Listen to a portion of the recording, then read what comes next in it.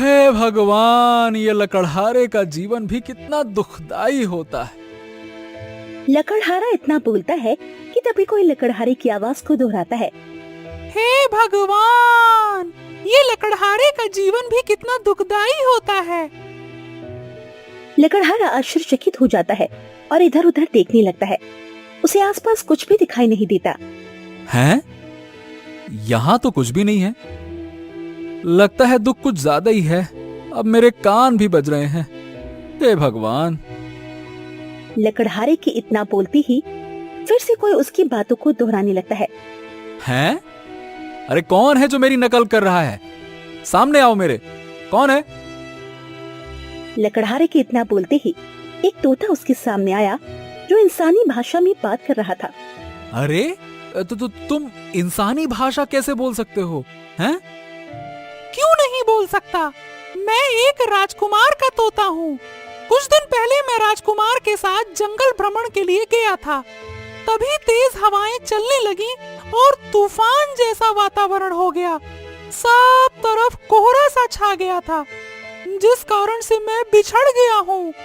क्या आप मुझे अपने साथ अपने घर ले चलोगे? आप जो भी दोगे मैं उसी को खाकर अपना गुजारा कर लूंगा। लकड़हारे को तोता बहुत पसंद आया और उसकी ओर देखकर बोला, गुजारा कर लोगे? हाँ हाँ, क्यों नहीं। आज से तुम मेरे साथ ही रहना, ठीक है? चलो। लकड़हारे के इतना बोलते ही तोता उड़ते हुए लकड़हारे के कंधे पर आकर बैठ गया। लकड़हारा खुशी से उस तोते को लेकर अपना घर आ गया। लकड़हारे की पत्नी उस तोते को देखकर बहुत खुश हो जाती है। तब लकड़हारे ने अपनी पत्नी को सारी बात बताई।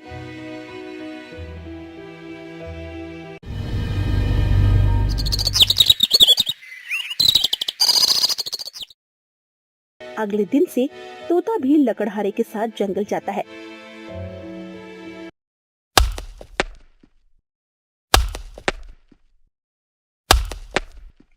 लकड़हारे को लकड़ी काटते काटते बहुत जोरों की प्यास लगी और प्यास की वजह से वो तड़पने लगा। तभी तोता बोला, मालिक, क्या हुआ मालिक आपको? अब क्या बताऊं मेरे तोते, मुझे बहुत बहुत प्यास लगी है और हमारे पास पीने को पानी नहीं है। लगता है कि बिन पानी मैं मर ही जाऊंगा। क्या तुम मेरी कुछ मदद कर सकते हो? हाँ मालिक, आसपास कोई नदी या तालाब है कि नहीं, मैं पता लगा कर आता हूँ। तोता इतना बोलकर उठ जाता है। तोता कुछ समय बाद अपने मालिक के पास आकर बोलता है, मालिक, पास में ही एक तालाब है। आप मेरे साथ चलिए और वहाँ से पानी पी लीजिए। तोते की बात सुनकर लकड़हारा तोते के साथ तालाब की तरफ चला जाता है।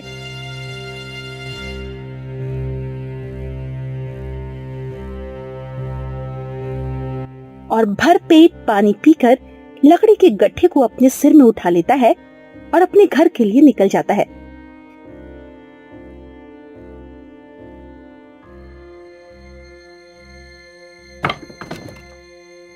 हे भगवान, आखिर कब तक मुझे ये लकड़ी काट कर आधे पेट में ही सोना पड़ेगा?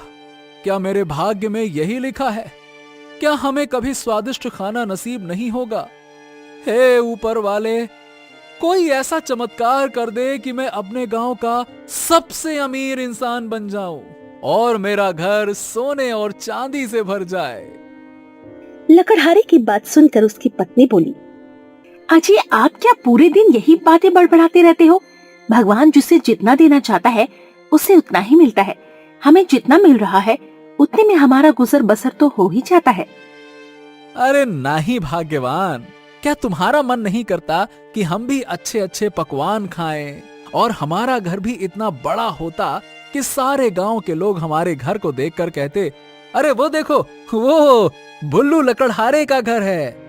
अरे क्या तुम्हारा मन नहीं करता कि हम भी अच्छे अच्छे कपड़े पहने, तुम अच्छे अच्छे गहना पहनो, हैं? अजी, आप ये कैसी बातें कर रहे हैं? मैंने तो अब तक कभी भी आपसे कोई गहने नहीं मांगे और आप जितना भी कमा कर लाते हैं उससे मैं खुश हूँ और मुझे कुछ भी नहीं चाहिए।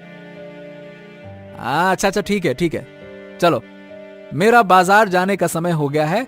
अब मैं सभी लकड़ियों को लेकर बाजार जाता हूँ। बाजार में मुझे इन लकड़ियों की अच्छी कीमत मिलेगी। चलो जाता हूँ मैं। अरे चल भाई मेरे तोते, आजा, हम दोनों बाजार चलते हैं, लकड़ियां बेच कर आते हैं, आजा। इतना बोलकर भुल्लू लकड़हारा सभी लकड़ी के गट्ठे को अपने सिर में रखकर अपने तोते के साथ बाजार की ओर निकल जाता है। अरे तुम्हारी मालकिन को कुछ भी नहीं पता है, बस ज्ञान की बातें चपड़ चपड़ चपड़ चपड़ करती रहती। तुम देखना, एक दिन मैं बड़ा आदमी जरूर बनूंगा। इस तरह अपने तोते से बात करते करते लकड़हारा बाजार में पहुंच जाता है।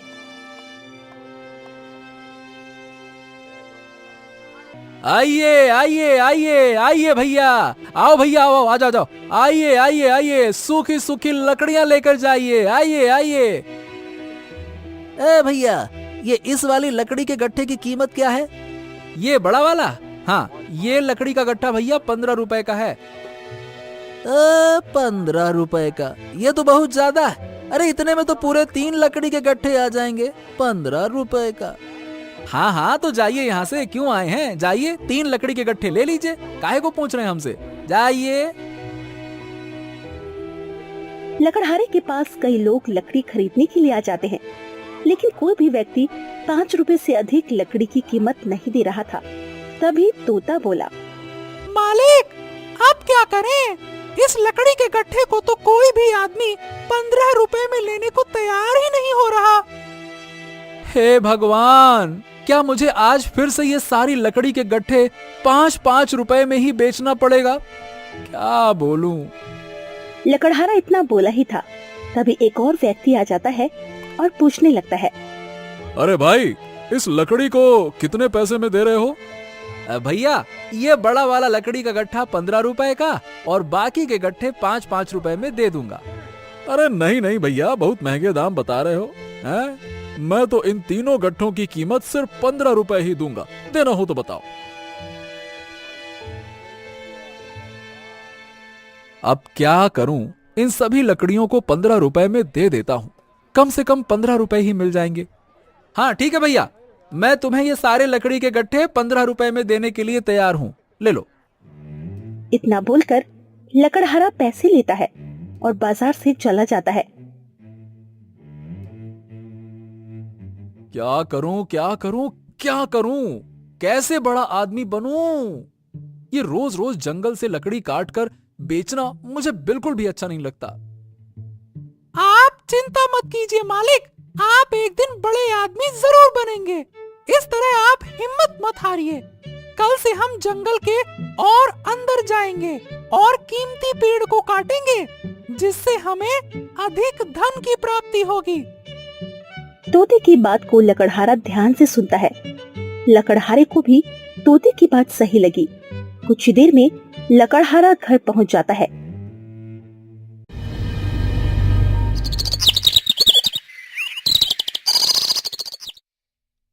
सुबह होते ही लकड़हारा अपने तोते के साथ जंगल चला जाता है और कोई कीमती पेड़ की तलाश करने लगता है।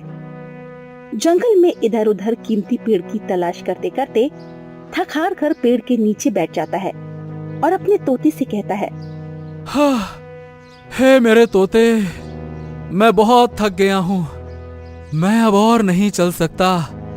कुछ समय मैं यहीं आराम करना चाहता हूँ, बस भाई बस। जब तक मैं आराम कर रहा हूँ तब तक तुम जाओ और कोई कीमती पेड़ की तलाश करो, फिर हम चलते हैं, ठीक है? ठीक है मालिक, आप यहीं आराम कीजिए, तब तक मैं आपके लिए उस कीमती पेड़ की तलाश करता हूँ। ओके। तोता इतना बोलकर वहाँ से उठ जाता है। उड़ते उड़ते घने जंगल के अंदर चला जाता है और थक कर एक पेड़ के डाल पर बैठ जाता है। लगता है इस जंगल में कोई कीमती पेड़ ही नहीं है। अब मुझे मालिक के पास जाना चाहिए। तोता इतना बोला ही था, तभी अचानक उसे किसी खुशबू का एहसास होने लगा। अरे हाँ, इतनी अच्छी खुशबू तो मैंने आज तक महसूस नहीं की है। ये खुशबू कहाँ से आ रही है, पता लगाना होगा। तोता इतना बोलकर खुशबू के दिशा की ओर बढ़ने लगा। कुछ ही समय में तोता उस जगह पर पहुंच जाता है। उसने देखा कि वो खुशबू एक पेड़ से निकल रही है। वो उस पेड़ के पास गया और देखा। लगता है कि ये पेड़ बहुत ही कीमती है, जिससे रहस्यमयी खुशबू निकल रही है। चलो मालिक के पास जाता हूँ और उन्हें बताता हूँ। तोता इतना बोलकर अपने मालिक लकड़हारे के पास आकर उस पेड़ के विषय में बताने लगता है।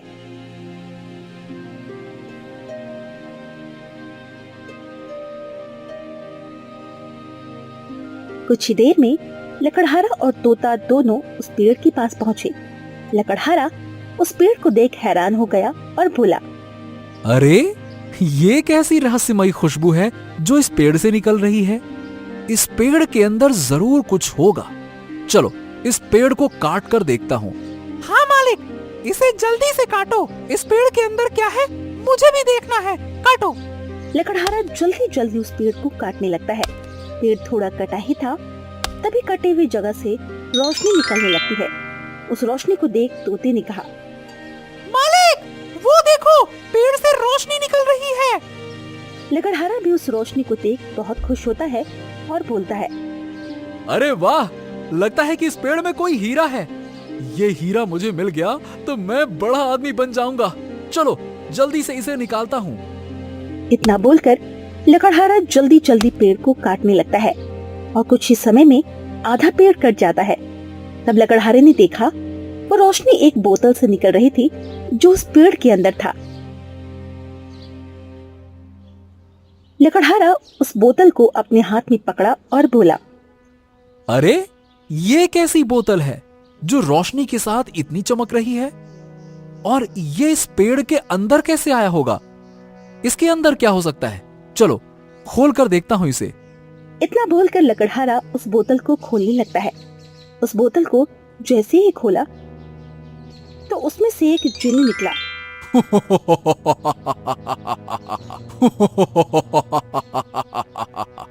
ये जिन करेगा आपकी खिदमत, बदल जाएगी आपकी किस्मत। हाजिर है मौका बेहतरीन, पूरी होगी आपकी मुरादें तीन।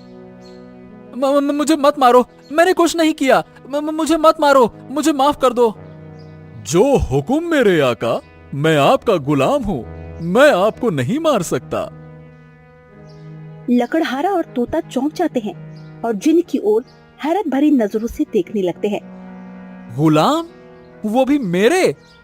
तुम मेरे गुलाम हो? जी मेरे आका, मैं आपका गुलाम हूँ। आप मुझसे अपनी कोई 3 ख्वाहिशें पूरी करवा सकते हैं, बताइए। मुझे लगता है जो कहानी मेरी दादी बचपन में सुनाया करती थी वो सारी बातें सच होती हैं। ये जिन तो मेरा गुलाम है। मैं जो भी चाहूं इससे करवा सकता हूं। मैं कहीं सपने तो नहीं देख रहा ना?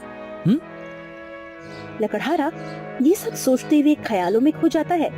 तभी तोता उसके पास आया और बोला, मालिक, मालिक, आप किन ख्यालों में खो गए?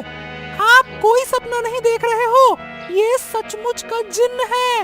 मांगो कुछ। हाँ, अरे जिन, क्या तुम मेरी सिर्फ 3 ही ख्वाहिशें पूरी करोगे?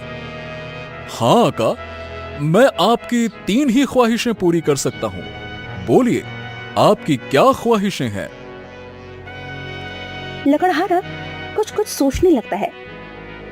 क्या मांगूं, क्या मांगूं? हाँ, जिन, मेरी पहली ख्वाहिश ये है कि मेरा घर इतना बड़ा और सुंदर हो जाए जैसे किसी राजा का घर हो, और पूरे राज्य में मेरे घर जैसा किसी का घर ना हो।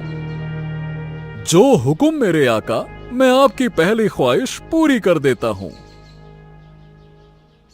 इतना बोलकर जिन तुरंत अपने जादू से लकड़हारे का घर बहुत बड़ा और सुंदर बना देता है, जैसे वो राजा का महल हो। हे मेरे आका, मैंने आपका घर राजा महाराजा के जैसे आलीशान बना दिया है। मांगिए आका, आपकी दूसरी ख्वाहिश क्या है? लकड़हारा सोचने लगता है। उसे कुछ समझ में नहीं आता कि वो जिन से दूसरी ख्वाहिश में क्या मांगे। तभी लकड़हारा बोलता है, बना दिया? अरे वाह जिन, दूसरी ख्वाहिश तो अभी मुझे समझ में नहीं आ रही है। मैं अपनी दूसरी ख्वाहिश अभी नहीं मांग सकता। मैं सोचकर तुम्हें बताऊंगा। ठीक है मेरे आका, जैसी आपकी मर्जी। आप बाद में सोचकर अपनी दूसरी ख्वाहिश मुझे बता देना।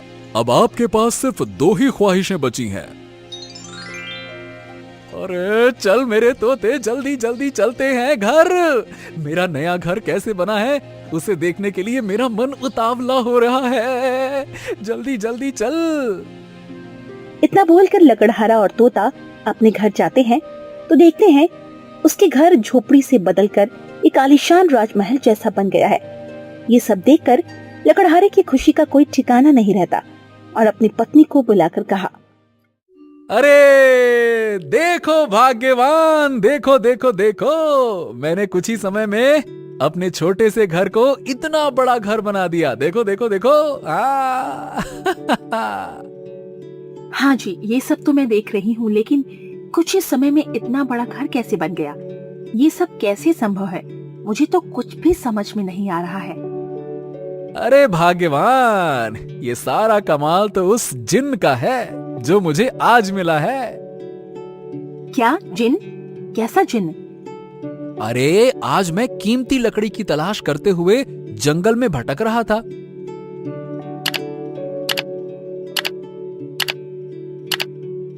लकड़हारा पूरी कहानी अपनी पत्नी को सुनाने लगता है। अजी, इस तरह कमाया हुआ धन कभी भी लाभदायक नहीं होता। जो धन जितना जल्दी आता है वो उतना जल्दी चला भी जाता है। ऐसे धन को प्राप्त कर हमें किसी मुसीबत का सामना न करना पड़े, मुझे तो बहुत डर लग रहा है। अरे नहीं भाग्यवान, ऐसा कुछ भी नहीं होगा। तुम तो बेकार में ही चिंता करती रहती हो। आप कह रहे हो तो ठीक ही होगा, लेकिन एक समस्या और है। अब और क्या समस्या है भाग्यवान?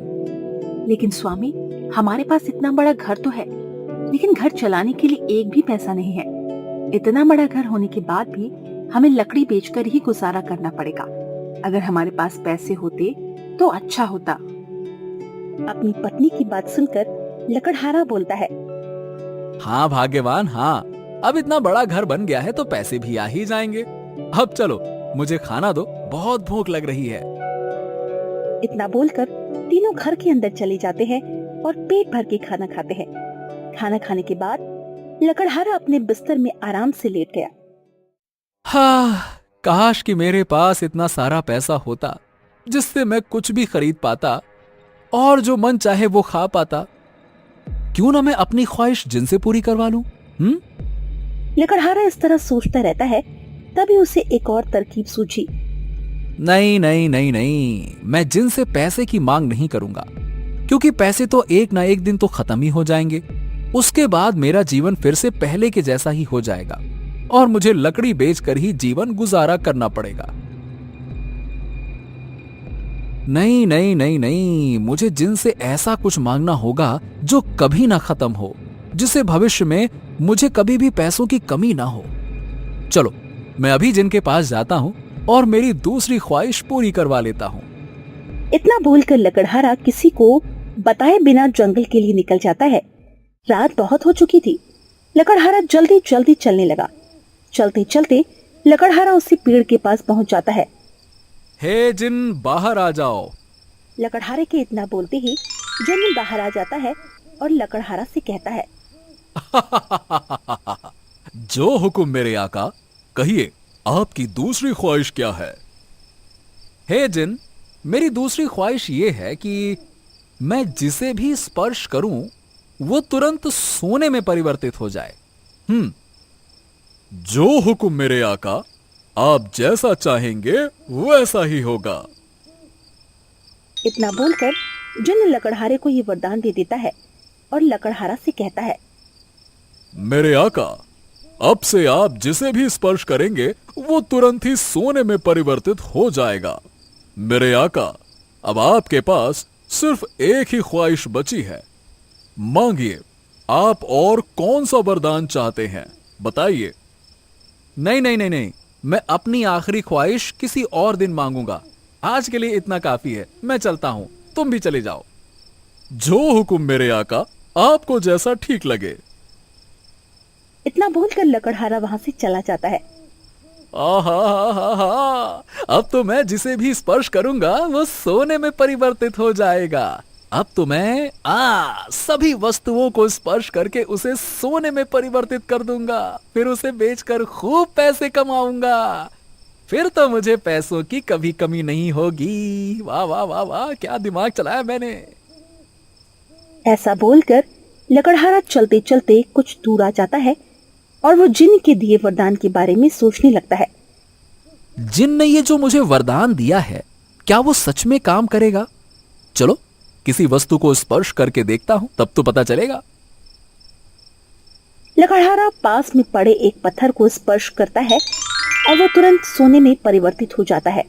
लकड़हारा बहुत खुश हो जाता है और जल्दी जल्दी अपने घर जाता है और सो जाता है।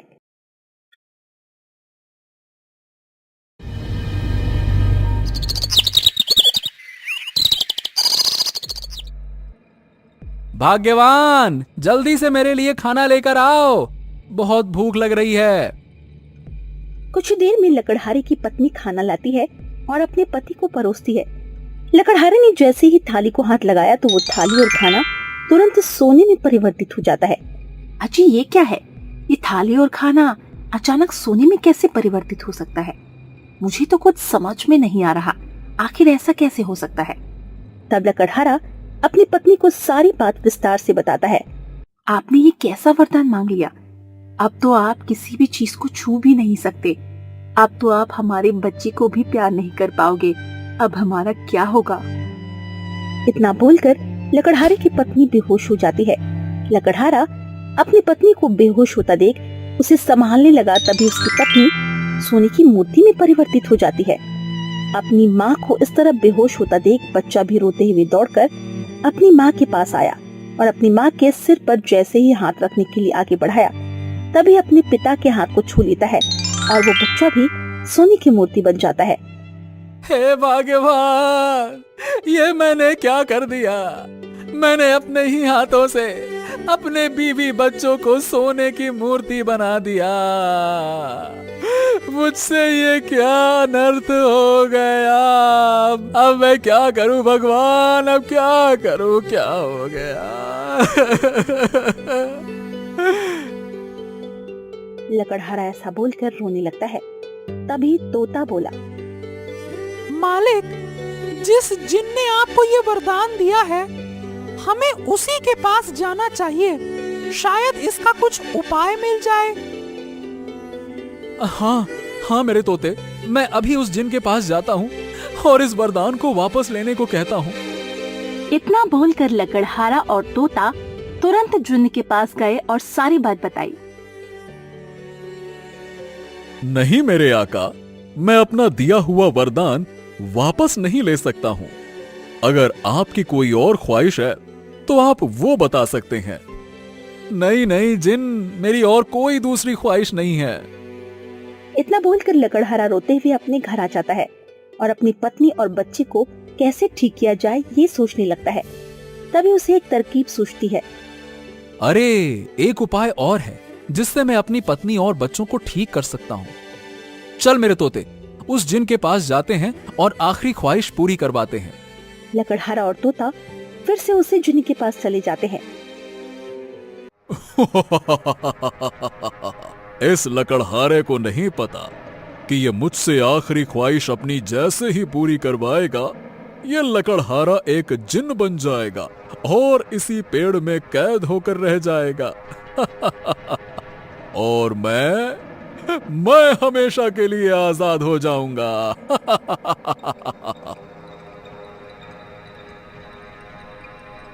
ये सब सुनकर लकड़हारे के होश उड़ जाते हैं। हे भगवान, अब मैं क्या करूं? यदि मैं इससे तीसरी ख्वाहिश मांगूंगा तो मैं इसी की तरह इस पेड़ में कैद हो जाऊंगा और मेरी पत्नी और बच्चे को मैं ठीक भी नहीं कर पाऊंगा। काश मैं ज्यादा लालच नहीं करता तो आज मुझे ये दिन नहीं देखना पड़ता। अब मैं अकेला क्या करूंगा?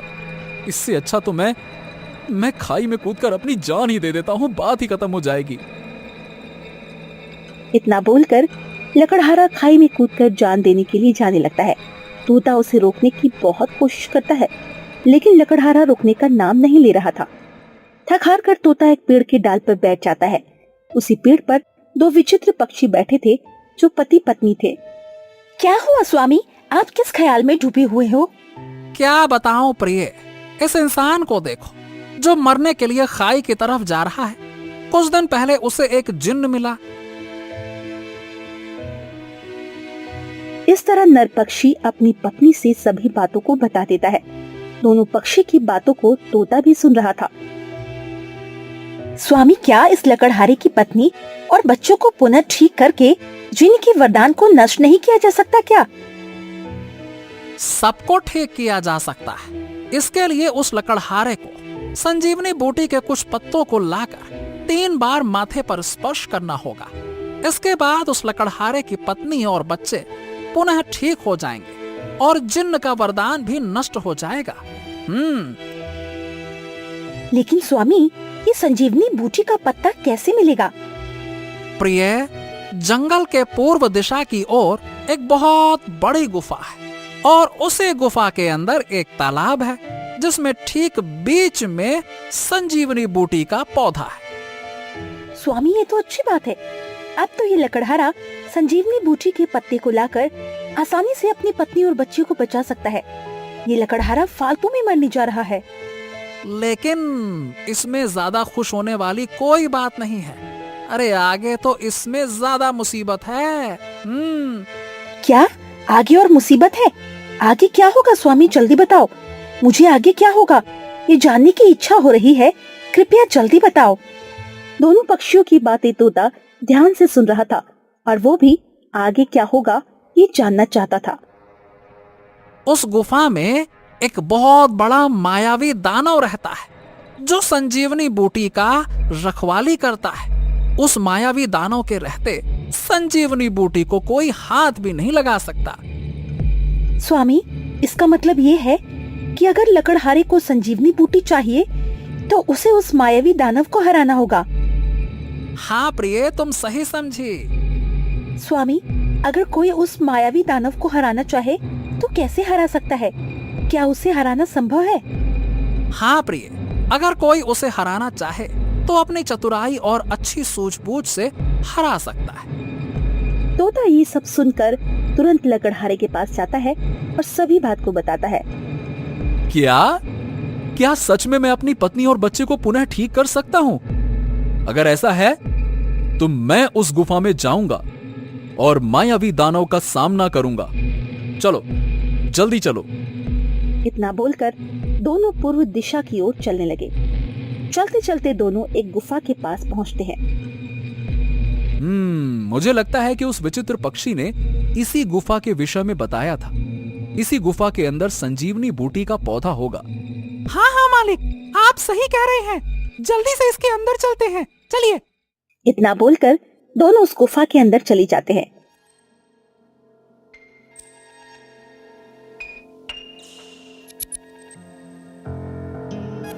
गुफा के अंदर आया तो देखा कि एक मायावी दानव रास्ते में सो रहा है और ठीक उसके पीछे में संजीवनी बूटी है। लकड़हारा चुपके से दबे पांव चलने लगता है। तभी उसका पैर एक इंसानी हड्डी में पड़ जाता है, जिसकी आवाज से वो मायावी दानव नींद से जाग जाता है।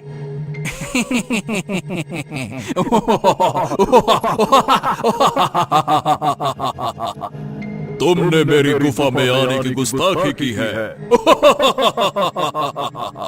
अब तुम्हें मुझसे कोई नहीं बचा सकता। मैं तुम्हें जिंदा निकल जाऊंगा।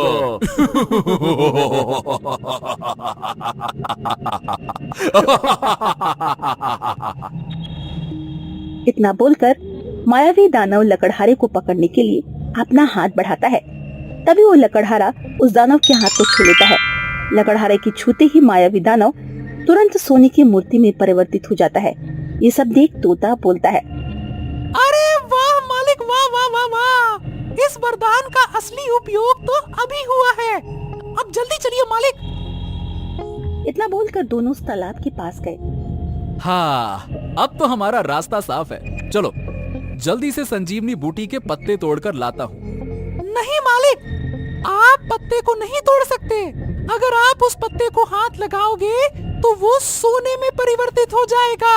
आपने देखा ना, अरे हाँ, मैं तो भूल ही गया था। लेकिन अब उस पत्ते को कैसे लाऊं? लकड़हारा इतना बोला ही था कि तभी तोता बोलता है, मालिक आप चिंता मत कीजिए, मैं अपने चोंच से पत्ते तोड़कर ले आता हूँ। इतना बोलकर तोता संजीवनी बूटी के पास चला जाता है और अपने चोंच से कुछ पत्ते तोड़ कर आ जाता है। ये सब देख लकड़हारा बहुत खुश हो जाता है। चल मेरे तोते, अब हमें जल्दी से घर जाना होगा और मेरी पत्नी और बच्चे को ठीक करना होगा। इतना बोलकर दोनों घर आ जाते हैं। तोता अपनी मालकिन और बच्चे के माथे पर संजीवनी बूटी के पत्ते को स्पर्श कराता है। स्पर्श कराते ही दोनों पुनः ठीक हो जाते हैं। ये सब देखकर लकड़हारा बहुत खुश हो जाता है। अरे तोते, मेरे माथे पर भी संजीवनी बूटी के पत्ते को स्पर्श कराओ ताकि ये वरदान नष्ट हो जाए। लकड़हारे की बात सुनकर तोता उसके पास जाता है और उसे भी ठीक कर देता है। सभी लोग फिर से एक साथ हो जाते हैं और अच्छे से रहने लगते हैं। लेकिन लकड़हारा ये भूल गया था कि जिन्न का एक आखिरी ख्वाहिश अभी भी बाकी है।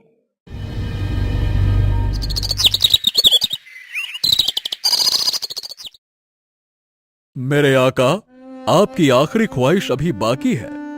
बोलिए आका, आपकी आखिरी ख्वाहिश क्या है? नहीं नहीं जिन, अब मेरी कोई ख्वाहिश नहीं है। अब तुम यहाँ से जाओ, जाओ जाओ जाओ। नहीं मेरे आका, आपको मुझसे अपनी आखिरी ख्वाहिश तो पूरी करवानी ही पड़ेगी, नहीं तो मैं आपको मार डालूंगा। हे भगवान, ये कैसी मुसीबत में फंस गया मैं।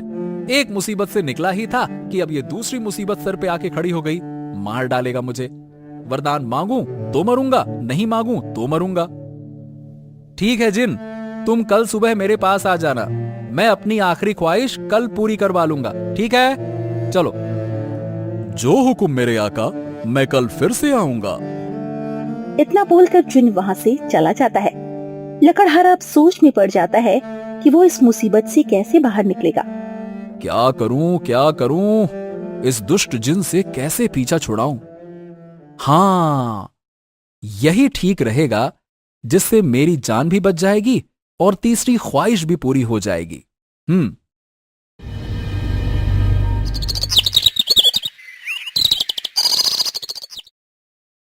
सुबह होते ही जिन्न फिर से लकड़हारे के पास आया और बोला, बोलिए आका, आपकी आखिरी ख्वाहिश क्या है? जिन्न ऐसा बोलकर मन ही मन खुश हो रहा था और सोच रहा था, इस आखिरी ख्वाहिश के पूरे होते ही मैं आजाद हो जाऊंगा और लकड़हारा एक जिन्न बनकर उसी पेड़ में कैद हो जाएगा। आहा, अब तो मेरे मजे ही मजे होंगे। तुम्हें लगता है कि तुम मेरी आखिरी ख्वाहिश पूरी कर दोगे तो तुम आजाद हो जाओगे। और मैं उस पेड़ में हमेशा के लिए कैद हो जाऊंगा। सोचो, अगर मैं तुमसे ऐसा वरदान मांगूं और तुम उसे पूरा ही ना कर पाओ तो? ठीक है जिन, मैं अपना आखिरी वरदान तो मांगूंगा, लेकिन यहां नहीं, तुम्हें मेरे साथ चलना होगा। सभी लोग लकड़हारे के साथ जाते हैं। कुछ ही देर में सभी लोग समुद्र के किनारे पहुंच जाते हैं। किसी को कुछ भी नहीं पता था कि लकड़हारा जिन्न को लेकर यहाँ क्यों लाया है। तभी लकड़हारा बोलता है, हे जिन, मेरी तीसरी और आखिरी ख्वाहिश ये है कि 100 सालों तक तुम इस समुद्र के लहरों को गिनो। मैं ये जानना चाहता हूं कि ये समुद्र 100 सालों में कितनी बार लहरें मारती है। चलो शुरू हो जाओ।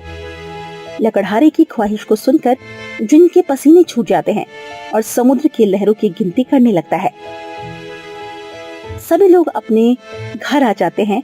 तभी तोता बोलता है, वाह मालिक वाह, क्या दिमाग लगाया है।